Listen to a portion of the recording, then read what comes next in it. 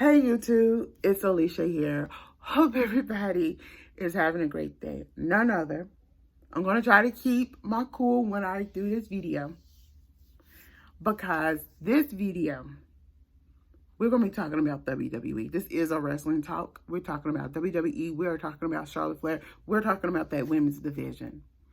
So I want to come and talk about something I saw Friday night, and I really think we fans really do need to be concerned about this because I've been calling this out. I've been calling WWE out for this since 2015. If any of y'all know, I do different types of videos, but I'm very passionate when it comes to the wrestling industry, especially when it comes to the women's division. And if y'all know, since 2015, I have always called out WWE from playing favoritism when it comes to Charlotte Flair.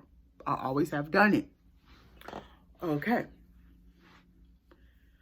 The reason I say this is I want y'all to consider, we see her Friday nights come out and challenge Asuka for the title belt. How can she just come out and automatically just get a get a title belt opportunity? And to me, I've been saying this for almost years. Charlotte, they ain't playing fair when it comes to the other women. Charlotte Flair is always handed title belt opportunities. Because I'm going to say this. Have we ever seen Charlotte Flair earn her title belts? No, we haven't.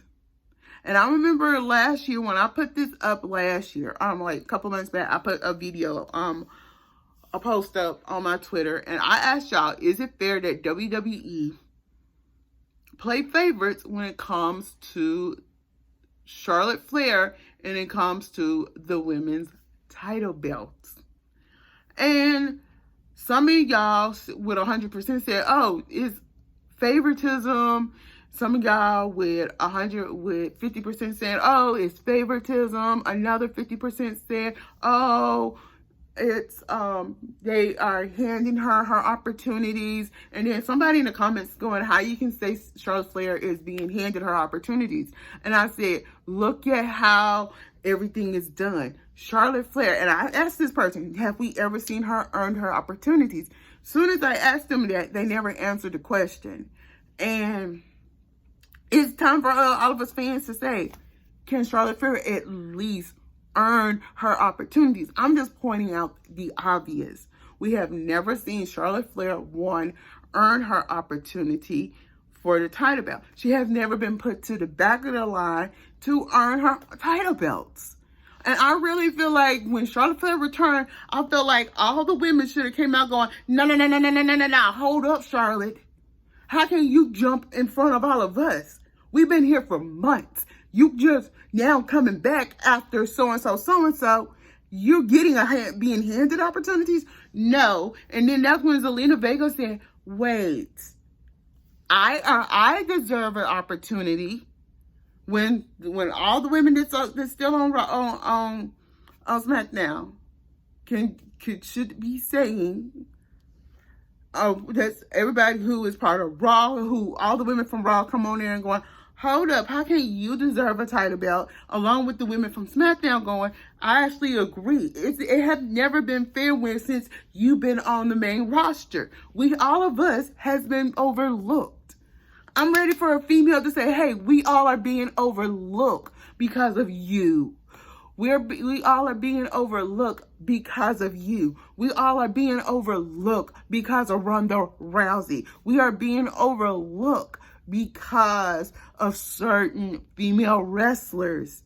We are being overlooked. And we want our opportunities. And then that's when all the women said the only person over here who really deserves that opportunity is Dana Brooks. We need to see Dana Brooks go for that title and earned it. She has earned that spot to have that. All the women on Raw and SmackDown need to say, you need to go to the back of the line. And then they all turn and say, Triple H, get out here. Forcing Triple H to come out there to define what's going on. Because we need to see fairness. And like I'm saying, I'm sorry. I'm not I'm sorry, but I'm not sorry when it comes to Charlotte Flair. Yes, Charlotte Flair is good, but like I have always said, she don't need a title belt just to be featured. Excuse me. Becky Lynch, she don't need a title belt just to be featured. Ronda Rousey don't need a title belt to be featured. It's certain females on Raw and SmackDown that don't need a title belt to be featured. And I can actually we can actually start putting Bianca in that category. But Bianca was a good champion. So I'm gonna put the question. I really say Bianca probably would need I won't say probably would, but I really say Bianca probably could go without being a women's champion. Probably don't need to hold a title belt just to be featured. I don't think Rhea Ripley would need a title belt just to be featured. That's the problem with the women's division in general, because if you look at the women's division and you look who WWE gives title belt opportunities to, I'm seeing favoritism. And I have always said WWE has a certain type of female they like to push. So then let's talk about the female minority wrestlers. I'm talking about female African American female wrestlers. I'm talking about female Hispanic wrestlers, Indian American female wrestlers in the WWE. And this is for the men and women's division. When you see our certain minorities and you see we have let's talk about it in the women's division. Women's division, you see Bianca. She's at the moment the only African-American woman that's in the Raw and on the main roster that is featured. She was the best highly featured female wrestler. And I will say, the way that they did her, I don't think it was fair. To get me to say, is it fair to bring Charlotte back when they want to and have her out the gate, hand her a title belt opportunity? No, it's not fair to any other women. Let's talk about a female that did pretty well against Rhea Ripley, who I think deserve an opportunity to hold that title, and that will be Zelina Vega. I know I could say a year ago I probably wouldn't, that wouldn't came out my mouth, but I'm saying it. Zelina Vega came into the wrestling industry and she was a wrestler first before she was a ballet. And I remember when she was on TNA, if y'all forget, she was on TNA Impact. And she went by under the name Rosita. She went by the name Rosita. You go back, you put her TNA Impact Rosita, you're gonna see it's Zelina Vega. And I just go and give her a chance. I would love to see them give her a chance. But did they do a good follow-up after she won the Queen of the Ring? No. That's why I say what I say when it comes about WWE. I'm just be telling some honest. I can see what they're doing, and I see I need to speak it, and I need to speak the truth. We don't see fairness. And I'm saying it. We don't see it on Raw. When it comes to title belt opportunities, we don't see it on SmackDown. And I know we don't see it on 205 Live or NXT. Now, let me talk about this girl who recently just won, Tiffany Stafflander. I think that's her name. That's another Mandy Rose clone. Let me just say that from straight. That's another Mandy Rose clone. And I'm just going to ask y'all, do she really deserve to be women's champion on NXT? Think about it. Think about it, y'all. Because you never know. When I say things, I'm not being mean. I'm just being honest. Because let me just say, how many of y'all can be honest and say that Tiffany Statlander is a Mandy Rose clone. If you see how she is dressing, she's a straight up Mandy Rose lookalike and a straight up Mandy Rose clone. So they're trying to make her. Wouldn't be too surprised in 3 to 4 months, WWE, and I said this when I talked about Mandy Rose, over-sexualized Tiffany Statlander. Wouldn't be too surprised. Then, let me go on and just talk about this as well.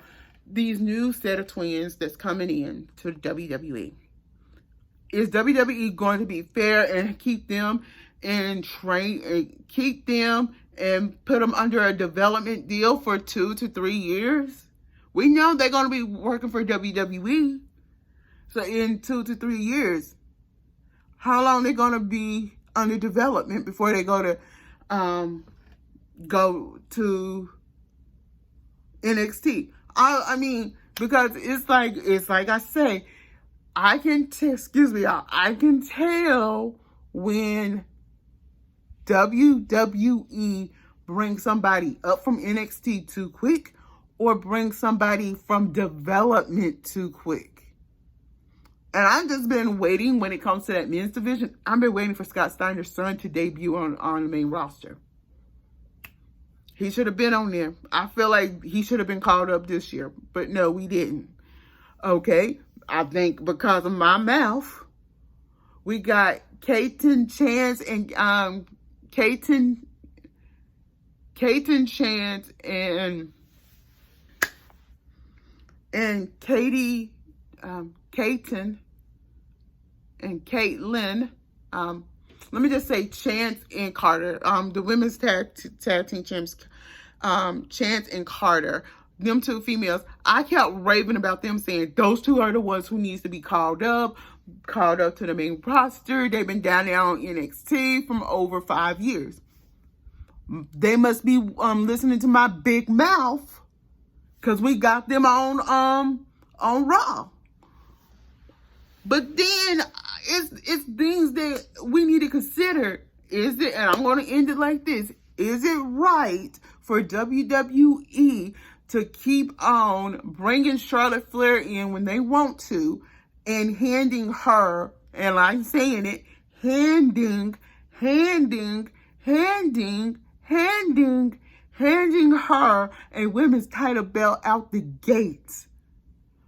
But are y'all fans sick and tired of seeing Charlotte Flair being handed a title belt opportunity and not seeing her earn that opportunity?